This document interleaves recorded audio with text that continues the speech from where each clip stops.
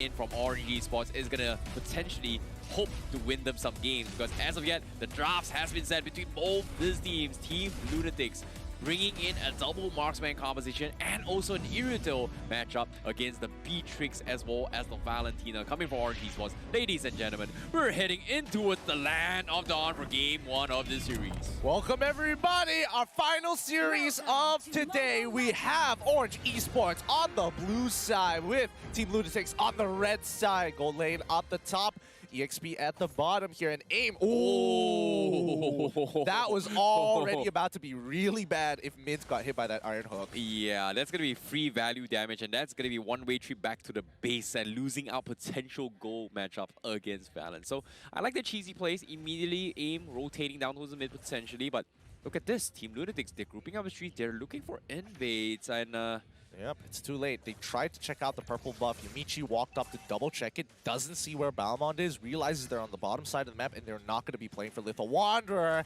The iron hook so very... Aim is getting like inches away from landing that iron hook. yeah, aim. All he needs is just one good hook and it's all going to be well.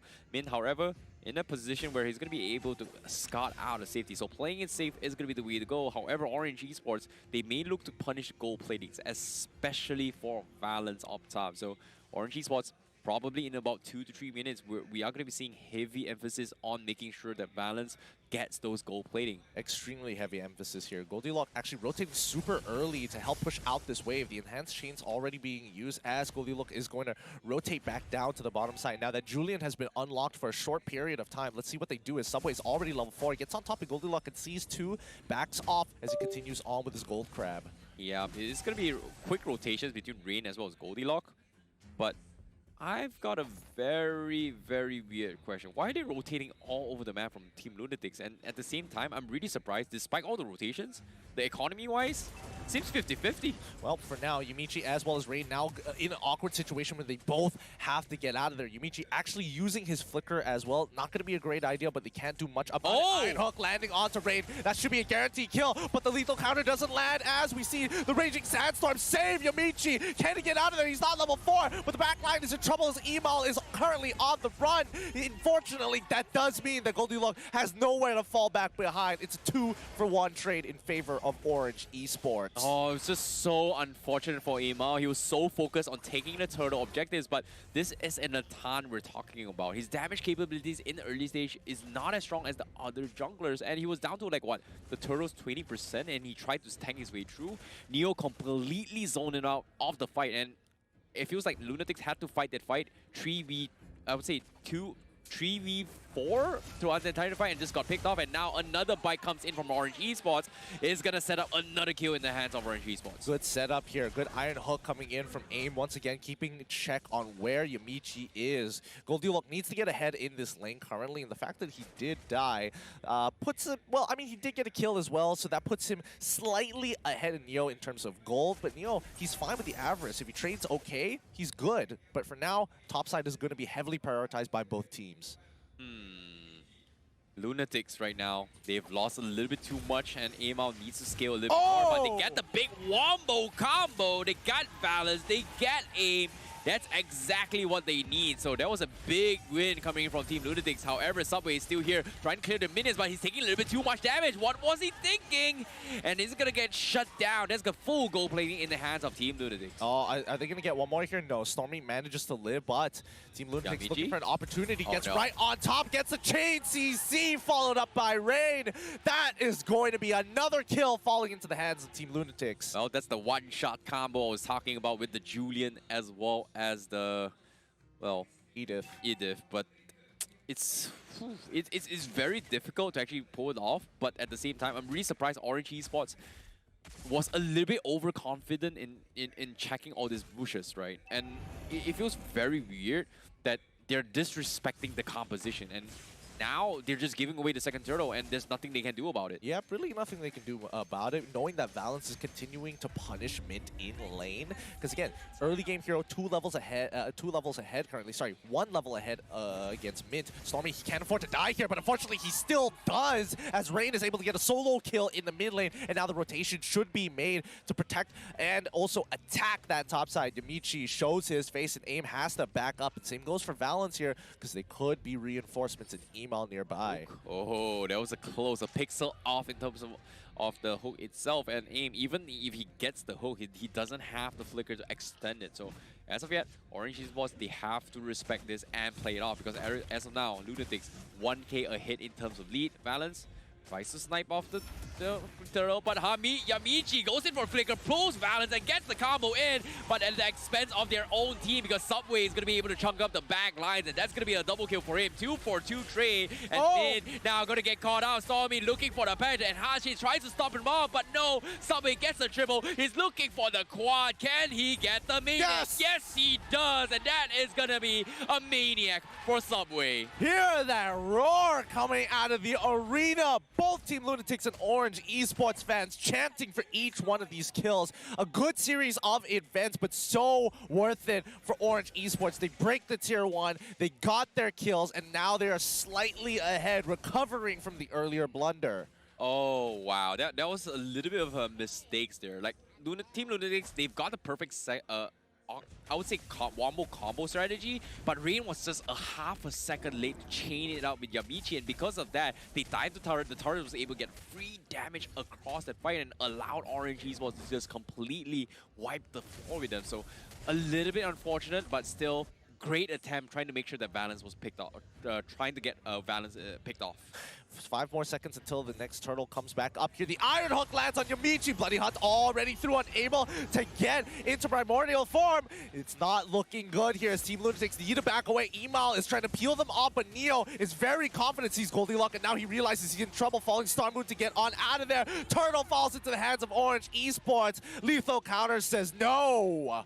Yeah, we can see a lot of panic button being dished out as well. Neo, he knows that he doesn't have a lot of tankiness just because he's going for the traditional enchanted talisman. But bottom side, the combo coming from Rain. Good enough to shut him down. That is huge coming from Team LUNTIX. Wow. LUNTIX continuing to take the momentum. They are not backing down for these street brawls. They are willing to hit blow for blow against Orange Esports. Well, as of yet, objective-wise, they are going to be able to trade a couple of tier 1s up and top and bottom, but at the same time, it does create a little bit of safety net for Valence to farm on the bottom side of the lane, even though they lose a little bit of map control. Let's take out the items real quick as well. Either going for a Dreadnought as well as a Athena Shield. Very, very tanky of him. But from the other side of Orange Esports, we do see a little bit more of sustains. And I correct this. Neo is actually going for Dreadnought as well as Dominance Eyes, not the Enchanted Talisman build. Yeah, he opted to go for the Dominance Ice. He wants to reduce some of the healing for a little bit coming in from Yamichi and as well as Goldilocks. And he's pretty confident, fairly confident, that Rain and Emal will eventually get spell vamped later into the game. So there is a lot of value in having that Dominance Ice. However, Subway really far ahead here. Level 12 so far. Nibiru's Passion already coming out. Yamichi looking for the engagement as AIM unfortunately can't flicker out in time. Even the Bloody Hunt has been expanded here. Team LUNTIX now looking to get in deep into enemy territory. Subway can tank the damage. Raging Sandstorm comes out from Stormy. They find the one initial pick onto the Valentina, but they don't get the return just yet. No, none of their investments have paid off. Yo. Let's talk about how Rain is so quick on his combos with this Julian, and every single time he sees an opportunity, he will look to punish it. And Stormy initiated really, really well, could not disengage quickly enough, and just got completely dominated. And now another one, they get Neo, and this is just what I'm talking about. Rain just popping off with this Julian. Huge plays coming out from Rain. I would totally agree. He's got some really fast fingers, super good on those combos, very fluid as well. It's making it difficult, but Orange Esports just feel very disconnected with a lot of their plays. Getting individually caught out here, it's not looking good so far, even after they had recovered from the initial damage. Iron Hook doesn't land from AIM. No, he got the Gold Crab. Oh.